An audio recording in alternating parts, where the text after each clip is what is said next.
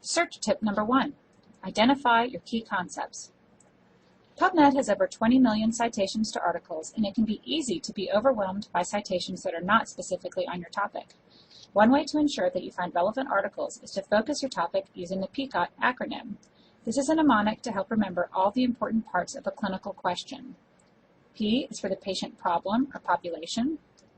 I is for intervention, diagnostic test, prognostic factor, or exposure. C is for comparison. O is for outcome. The first T is for the type of question you're asking, and the second T is for the type of study that would be best suited to provide evidence to your question. While you are used to identifying the patient problem, intervention, comparison, and outcome, identifying the type of question and type of study may be new to you. It's helpful to identify the type of question you're asking because this will lead you to the best type of study to look for. Some evidence is better suited to certain kinds of questions.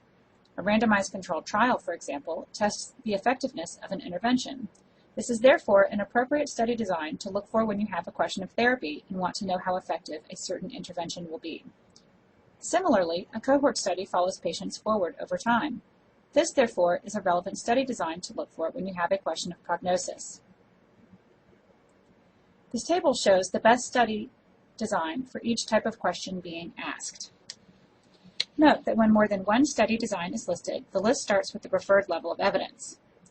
Also note that harm data may be included in the results of an RCT, but depending on the intervention, it may be unethical to deliberately expose patients to harm.